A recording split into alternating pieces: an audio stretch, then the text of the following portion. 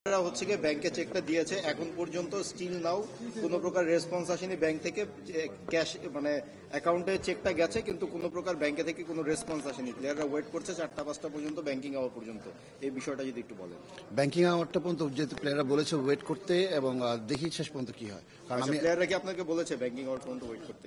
না, আমাকে কিন্তু এখন পর্যন্ত কোনো ইনফরমেশন আমি এখন পর্যন্ত পাইনি। কোনো প্লেয়ার আমাকে অফিসিয়ালি কোনো কিছুভাবে জানায়নি, কিন্তু চেক দেওয়া হয়েছে, হস্তান্তর করা হয়েছে, সেই নিউজ আমার কাছে আছে। অভিভাবক, এমন যদি হয় আসলে আপনারা তো আসলে সুপার ফোর বা নকআউট করবো এখানে যদি যান, এই বিষয়গুলো যদি চলতেই থাকে, আপনাদের ডিসিশন কি হওয়া উচিত আসলে?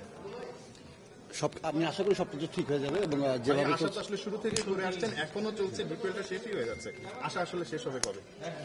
দেখুন, এখন যে পরিস্থিতি, আমার কাছে মনে হয় যে স্টিল এখন আমাদের সামনে যেহেতু 7টা দিন সময় আছে, আমি আশা করি যে ইনশাআল্লাহ 7 দিনের ভিতরে সবকিছু সমাধান হবে। এখন 7 দিন সময় আছে, আসলে আপনাদের প্লেয়ার আসলে কোথায় থাকবে বা হোটেলেই আছে, আমাদের সব প্লেয়াররা হোটেলেই আছেন, কেউ হোটেল লিভ করছেন না, আমরা সকলে হোটেলে আছি, একত্রেই আছি। Let's hope for the best, এতটুকু বলতে পারি।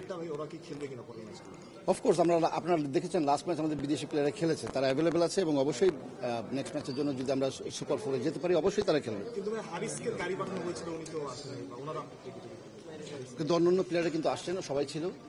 2জন ওয়েস্ট ইন্ডিয়ানেও ছিল, একজন জিম্বাবুয়ে প্লেয়ার ছিল, একজন আফগানিস্তানের প্লেয়ার ছিল, আমাদের তারা ফরেন প্লেয়ার অ্যাভেলেবেল আছে। ভাই, আপনি তো দুইটা প্রশ্ন আছে। একটা হচ্ছে গতকালকে ওই টিম ফটো যে হয় ম্যাচ শেষে, মানে মালিকের সাথে একটু টিম ফটোতে আসে নাই, এরকম একটা অ্যালিগেশন আছে। গতকালকে মানে খেলা শেষে যে ফটোটা মালিক দাঁড়িয়েছিল, তারপরে তার সাথে আসেনি, এটা প্রথম। আর দ্বিতীয় কথা, প্লেয়াররা টিম মানে হোটেলে গিয়েও কোনো ইয়ে করে নাই, সেলিব্রেশন করে নাই, কেকও কাটে নাই, মানে কথাটা সত্যের কথা।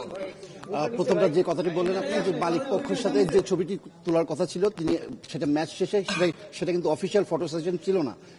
অফিসিয়াল ফটো সেশনটা কিন্তু আমাদের খেলা শুরু হওয়ার আগেই হয়ে গিয়েছে। সেটাতে মালিক ছিলেন না, সেটা ছিল অফিসিয়াল ফটোগ্রাফ।